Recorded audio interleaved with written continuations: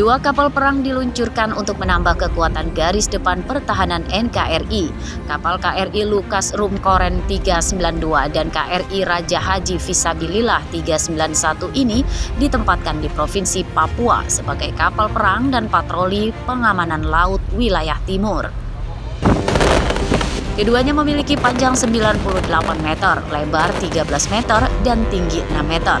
Kedua kapal produk asli Indonesia yang dibuat di galangan kapal PT Daya Radar Utama, Kecamatan Panjang, Bandar Lampung. Selain punya kecepatan maksimal untuk pengintaian dan pengejaran kapal musuh, kapal ini juga dilengkapi beberapa ukuran peluncur meriam. Kita melaksanakan peluncuran dan ship timing ya. Jadi pemberian nama dan peluncuran kapal OPV 90 meter.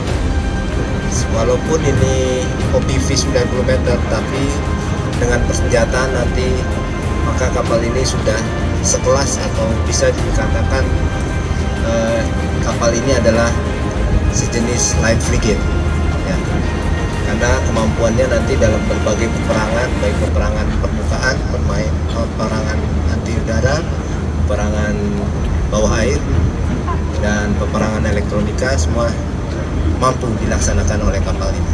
Dan alhamdulillah kapal ini dibuat dan dibangun oleh industri perkapalan dalam negeri dan dibangun oleh tangan-tangan pemuda-pemuda dari dalam negeri, dari putra daerah yang ada di Lampung ini. Dua kapal ini diluncurkan sebagai komitmen keamanan dan penegakan hukum di laut. Selain itu, TNI Angkatan Laut selalu memperkuat alat utama sistem senjata atau alutsista untuk menjaga kedaulatan NKRI. Arsadi Saputra melaporkan dari Bandar Lampung.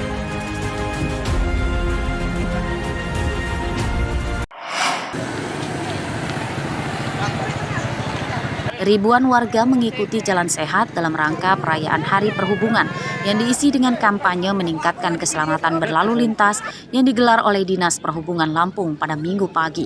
Para peserta jalan sehat menempuh perjalanan sepanjang hampir 2 km. Kampanye keselamatan berkendara digelar untuk menekan angka kecelakaan lalu lintas. Berdasarkan data Dinas Perhubungan, di Indonesia per 1 jam terdapat 3 korban tewas akibat kecelakaan. Mirisnya, 60%-nya para korban adalah para pelajar atau remaja.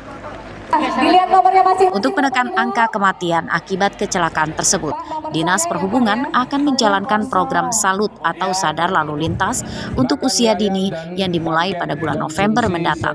Dinas Perhubungan akan meningkatkan sosialisasi berupa edukasi bagi para calon pengguna jalan di sekolah-sekolah. Nanti Bu Bupati Wali Kota kita akan hadirkan nanti di November, kita akan guyup, kita akan hadir lagi untuk bagaimana nanti mengurangi tingkat kecelakaan lalu lintas. Kita ketahui bahwa sekarang ini 60% itu melanda usia produktif dan itu usia anak sekolah, dan inilah tanggung jawab kepala daerah untuk turut berkontribusi di dalam memberikan edukasi kepada anak didik kita yang menjadi masa depan bangsa, jangan sampai menjadi korban. Sekarang per jam orang meninggal dunia karena kecelakaan itu 3 orang, hampir 3 orang per jam di Indonesia meninggal. Nah, ini tentunya tugas kita untuk bagaimana nanti menurunkan tingkat kecelakaan tersebut dari 3, mudah-mudahan bisa kita tekan sehingga masa depan generasi bangsa ini akan terpelihara. Bagaimana kalau anak-anak kita nanti cacat dan sebagainya, kasihan nanti masa depan bangsa. Pada perayaan Hari Perhubungan ini, panitia penyelenggara menggalang donasi yang disalurkan ke Yayasan Pundi Amal Peduli Kasih SCTV Indosiar. Di kegiatan ini, hasil donasi sebesar Rp3.270.000. Ari Susanto dan Arsadi Saputra melaporkan dari Bandar Lampung.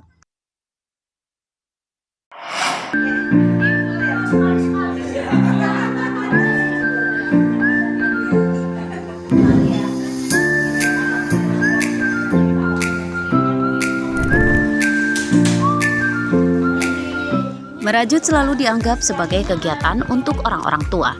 Namun di komunitas Rajut Lampung, merajut dilakukan semua usia, baik pria maupun wanita. Ada 2 teknik dasar yang diajarkan, yakni kniting dan kroset. Berbagai karya juga sudah dihasilkan, seperti tas, topi, taplak, hingga sepatu.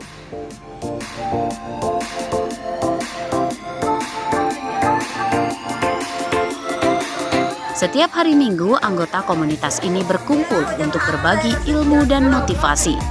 Mereka berkumpul di rumah belajar di Kelurahan Gunung Terang, Kecamatan Langkapura, Bandar Lampung. Pesertanya mulai dari pelajar SMP hingga usia 70 tahun lebih. Saya suka semua, sepatu, tas, vest, kardigan, taplak meja, banyak lagi yang lainnya. Saya suka semua pokoknya dah. Selain untuk hobi, yang pasti apakah ini juga jadi penghasilan atau bermanfaat secara ekonomi? Kadang-kadang karena saya sayang sama anak cucu dan teman-teman, kadang-kadang saya berikan sebagai cindera mata, tanda kasih sayang. Kadang-kadang Karya mereka juga sudah banyak dilirik pecintanya. Bahkan sudah ada yang membeli warga luar Lampung seperti Jakarta, Tangerang, dan kota-kota lain di Pulau Jawa. Harganya mulai dari puluhan ribu hingga jutaan rupiah, tergantung tingkat kerumitannya. Kalau ngerjain rajutan sendirian itu nggak selesai. Jadi butuh teman-teman yang supporting, oh dia udah nyampe sini nih, oh saya belum ya. Akhirnya jadi semangat untuk kerjainnya sampai selesai.